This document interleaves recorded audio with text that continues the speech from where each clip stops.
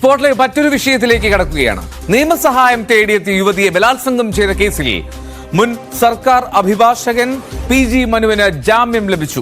ഹൈക്കോടതിയാണ് ഉപാധികളോടെ ജാമ്യം അനുവദിച്ചത്. 2 ലക്ഷം രൂപ ബോണ്ടും തത്തുല്യ ആൾ ജാമ്യം ഉൾപ്പെടെ ഉപാധികളിലുണ്ട്. ചോറ്റാനിക്കര പോലീസ് സ്റ്റേഷൻ പരിധിയിൽ പ്രവേശിക്കാൻ പാടില്ല എന്നും കോടതി നിർദ്ദേശം നൽകിയിട്ടുണ്ട്. ആജ്ഞ രവീന്ദ്രൻ ചേരുന്നു വാർത്തയുടെ വിശദാംശങ്ങളുമായി. ആജ്ഞ, വലിയ വിവാദമായ സംഭവമാണ്. എന്തൊക്കെയാണ് പ്രധാനമായും ഉപാധികൾ മുന്നോട്ട് വച്ചിരിക്കുന്നത് കോടതി?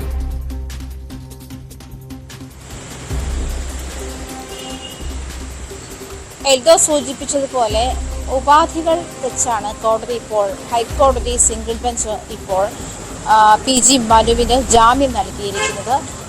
2 ലക്ഷം രൂപ ബോണ്ട്, 2 ആളിൻ്റെ ജാമ്യം, പാസ്പോർട്ട് പോലീസ് സ്റ്റേഷനിൽ സറണ്ടർ ചെയ്യണം. എല്ലാ മാസത്തെയും ആദ്യ ശനിയാഴ്ച 3 മണിക്ക് അന്വേഷണ ഉദ്യോഗസ്ഥ മുന്നിൽ ഹാജരാകണം. ചോറ്റാനിക്കര പോലീസ് സ്റ്റേഷന്റെ പരിധിയിൽ പ്രവേശിക്കരുത്. അതിജീവിതയുമായി സംസാരിക്കാനോ അല്ലെങ്കിൽ അവരുമായി കൂടിക്കാഴ്ച നടത്താനോ ഉള്ള ശ്രമങ്ങൾ ഉണ്ടാകരുത് തുടങ്ങിയ ഉപാധികൾ മുന്നോട്ട് വെച്ചിട്ടാണ് ഹൈക്കോടതി ഈ കേസിൽ ജാമ്യം അനുവദിച്ചിരിക്കുന്നത്. നേരത്തെ 2 തവണ, ഒന്ന് സുപ്രീം കോടതിയിലും ഒന്ന് ഹൈക്കോടതിയിലും മനു ജാമ്യം തേടി അപേക്ഷ നൽകിയിരുന്നു. ഈ 2 ജാമ്യാപേക്ഷയും തള്ളിയിരുന്നു. ഇപ്പോൾ അന്വേഷണ ഉദ്യോഗസ്ഥൻ കുറ്റപത്രം സമർപ്പിച്ചു എന്ന് അഭിഭാഷകൻ ഹൈക്കോടതിയെ ബോധ്യപ്പെടുത്തിയ ശേഷം, പ്രോസിക്യൂട്ടർ ഹൈക്കോടതിയെ ബോധ്യപ്പെടുത്തിയ ശേഷമാണ് ഇപ്പോൾ ഹൈക്കോടതി സിംഗിൾ ബെഞ്ച് ജാമ്യത്തിന് അനുവദിച്ചത്. എൽദോ, ആജ്ഞ, ഇത് കേവലം ഒരു അഭിഭാഷകൻ എന്നതിലപ്പുറം അതൊരു സർക്കാർ അഭിഭാഷകനാണ് എന്നുള്ള ഒരു പ്രാധാന്യമുണ്ട്. മാത്രമല്ല, നിയമസഹായം തേടിയെത്തിയ യുവതി, അതൊരു പീഡന കേസിൽ നിയമസഹായം തേടിയെത്തിയ പോലീസ് പറഞ്ഞയച്ച യുവതിയാണ് ബലമായി അദ്ദേഹം പീഡിപ്പിക്കുന്നത്, ബലാത്സംഗം ചെയ്യുന്നത് എന്നുള്ളതാണ് അതിജീവിതയുടെ മൊഴി. ആ ഒരു സാഹചര്യം നിലനിൽക്കെ ഈ കേസിന്റെ നാൾ വഴികളിലൂടെ ഒന്ന് വളരെ വേഗത്തിൽ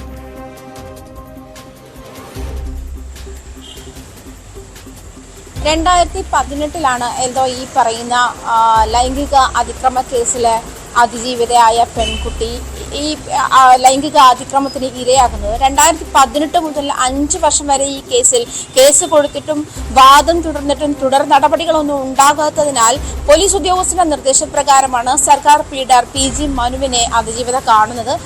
മാതാപിതാക്കൾക്കൊപ്പമാണ് ഈ കുട്ടി PG മനുവിനെ കാണാനെത്തിയത്.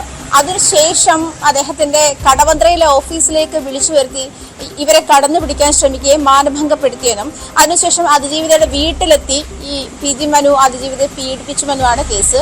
തുടർന്ന് ഇവരുടെ സ്വകാര്യ ചിത്രങ്ങൾ എടുക്കുകയും അത് ഭീഷണിപ്പെടുത്തി, ഈ ചിത്രങ്ങൾ താൻ പ്രചരിപ്പിക്കുമെന്ന് ഭീഷണിപ്പെടുത്തുകയും തുടങ്ങിയ സംഭവങ്ങൾ ഉണ്ടാവുകയും ചെയ്തു. മാത്രമല്ല, വാട്സാപ്പിൽ ഇവർക്ക് അശ്ലീല മെസ്സേജുകൾ അയക്കുകയും വോയിസ് മെസ്സേജുകൾ അയക്കുകയും തുടങ്ങിയ സംഭവങ്ങളും ഉണ്ടായിട്ടുണ്ട്. ഈ പറയുന്ന തെളിവുകളെല്ലാം പോലീസ് കണ്ടെത്തിയിട്ടുമുണ്ട്, കോടതിയിൽ ഹാജരാക്കിയിട്ടുമുണ്ട്. ഇതിന്റെ അടിസ്ഥാനത്തിലാണ് കുറ്റപത്രം സമർപ്പിക്കാത്ത മനുവിന് ജാമ്യം നൽകില്ല എന്നുള്ള നിലപാട് ഹൈക്കോടതി എടുത്തത്. അതിനുശേഷം സുപ്രീം കോടതിയിലേക്ക് PG മനു പോവുകയുണ്ടായി. അവിടെ നിന്നും ജാമ്യം നിഷേധിക്കുന്ന ഒരു സാഹചര്യമാണ് ഉണ്ടായത്. നിലവിൽ കുറ്റപത്രം സമർപ്പിച്ച ശേഷമാണ് PG മനുവിനെ ജാമ്യം നൽകിയിരിക്കുന്നത്. ഈ അശ്ലീല ചിത്രങ്ങൾ പെൺകുട്ടിയുടെ ചിത്രങ്ങൾ എടുക്കുകയും അശ്ലീല മെസ്സേജുകൾ അയക്കുകയും ചെയ്ത സാഹചര്യത്തിൽ IT ആക്ട് പ്രകാരമുള്ള കേസും അതിജീവിതയെ പീഡിപ്പിച്ചു എന്നുള്ള കേസും, അതായത് ബലാത്സംഗ കേസുമാണ് PG മനുവിനെതിരെ ചുമത്തിയിട്ടുള്ളത്.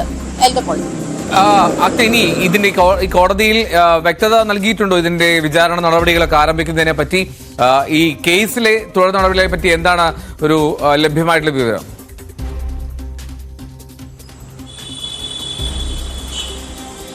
എൽദോ, ഇതൊരു പീഡന കേസാണ്. പ്രത്യേകിച്ചും ഈ പറഞ്ഞതുപോലെ നീതി തേടിയെത്തിയ അതേ കേസിൽ, ലൈംഗിക അതിക്രമ കേസിൽ നീതി തേടിയെത്തിയ ഒരു പെൺകുട്ടിയെ, നിയമസഹായം തേടിയെത്തിയ ഒരു പെൺകുട്ടിയെ അതേ കുറ്റകൃത്യം തന്നെ ചെയ്തിട്ട് ഒരു അഭിഭാഷകൻ ഉപയോഗപ്പെടുത്തുകയാണ് ചെയ്തത്. അതുകൊണ്ട് തന്നെ ഇതൊരു കോടതിയെ സംബന്ധിച്ച് ഇതൊരു ഒഴിവാക്കാനാകാത്ത അല്ലെങ്കിൽ ക്രൂരമായ ഒരു കുറ്റകൃത്യം നടന്ന കേസാണ്.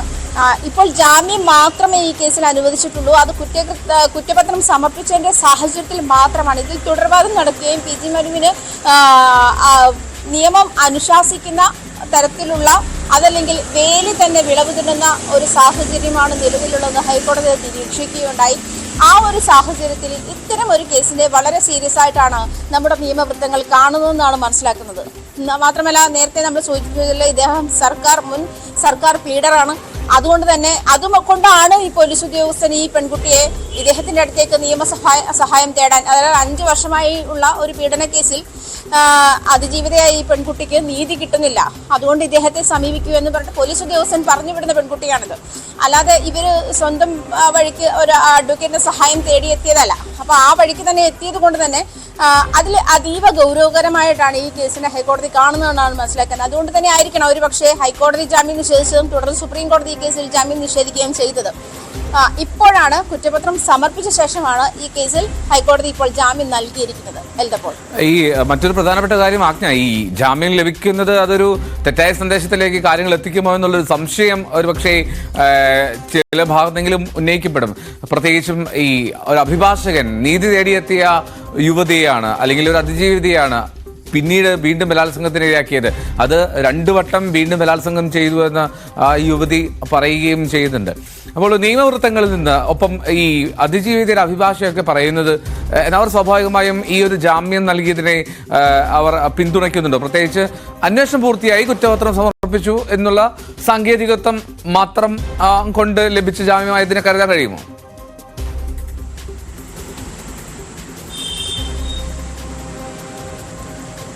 അന്വേഷണം പൂർത്തിയാക്കി കുറ്റപത്രം സമർപ്പിച്ചു എന്നുള്ള ഒരു തരത്തിലുള്ള ജാമ്യം മാത്രമായി ഇതിനെ കണക്കാക്കിയാൽ മതി. തുടർ അന്വേഷണങ്ങൾ നടന്നുകൊണ്ടേയിരിക്കുന്നുള്ളൂ. ഞാൻ പറഞ്ഞതുപോലെ IT ആക്ടും ബലാത്സംഗ കേസുമാണ് ഇതിൽ ചുമത്തപ്പെട്ടിരിക്കുന്നത്. നമ്മൾ നേരത്തെ പറഞ്ഞ പോലെ നോൺ വെയിലബിൾ കേസാണ് ബലാത്സംഗ കേസ്. അതുകൊണ്ട് തന്നെ ആയിരിക്കണം ഒരുപക്ഷെ ഹൈക്കോടതിയും സുപ്രീം കോടതിയും നേരത്തെ ഈ കേസിൽ ജാമ്യം നിഷേധിച്ചത്. എങ്കിൽ ഇപ്പൊ ജാമ്യം നൽകിയിട്ടുണ്ടെങ്കിൽ പോലും ഉപാധികളോടെയാണ് ജാമ്യം നൽകിയിരിക്കുന്നത്. അത് ഈ പറഞ്ഞതുപോലെ 2 ലക്ഷം രൂപ ബോണ്ട്, 2 ആൾജാമ്യം, ചോറ്റാനിക്കര പോലീസ് സ്റ്റേഷന്റെ പരിധിയിൽ പ്രവേശിക്കരുത്, അതിജീവിതയുമായി കൂടിക്കാഴ്ച നടത്താനോ സംസാരിക്കാനുള്ള സാഹചര്യം ഉണ്ടാക്കരുത്, അതുപോലെ തന്നെ പാസ്പോർട്ട് സറണ്ടർ ചെയ്യണം തുടങ്ങിയ മാസത്തിലെ എല്ലാ ആദ്യ ശനിയാഴ്ചയും അന്വേഷണ ഉദ്യോഗസ്ഥന് മുന്നിൽ 3 മണിക്ക് ഹാജരാക്കണം തുടങ്ങിയ ഉപാധികൾ വെച്ചിട്ടാണ് ഇപ്പോൾ ഹൈക്കോടതി ഈ ജാമ്യം അനുവദിച്ചത് തന്നെ. ഉപാധികളോടെ ജാമ്യം അനുവദിക്കുക എന്ന് പറയുന്നത് ഒരു ക്ലോസ് ആണ്. ആക്ച്വലി ഈ ക്ലോസ് നമ്മൾ വിലയിരുത്തുമ്പോൾ പൂർണ്ണമായും ഇദ്ദേഹം കുറ്റവിമുക്തനായി എന്നുള്ള ഒരു നിരീക്ഷണമല്ല, അതല്ലെങ്കിൽ ഇദ്ദേഹം കുറ്റക്കാരൻ എന്ന് തന്നെ വിലയിരുത്തിക്കൊണ്ട് തന്നെയാണ് കുറ്റപത്രം സമർപ്പിച്ചതിന് ശേഷം ഇത്തരത്തിൽ ഉപാധികളോടെ ഒരു ജാമ്യം നൽകുന്ന ഒരു സാഹചര്യം ഉണ്ടായത്. ഇതിനെ അതിജീവിതയുടെ അഭിഭാഷകർ അല്ലെങ്കിൽ പ്രോസിക്യൂട്ടർ ഇതിനെ എതിർക്കുന്നുണ്ട് എങ്കിൽ പോലും 2 തവണ ജാമ്യം നിഷേധിച്ച സാഹചര്യത്തിലും അതുപോലെ ഇപ്പോൾ കുറ്റപത്രം സമർപ്പിച്ച ശേഷം ഇത്തരം ഉപാധികളോടെ ജാമ്യം അനുവദിക്കാം എന്നുള്ള ഒരു സാഹചര്യം ഉള്ളത് കൊണ്ടാണ് ഇപ്പോൾ PG മനുവിന് ജാമ്യം ലഭിച്ചിരിക്കുന്നത്.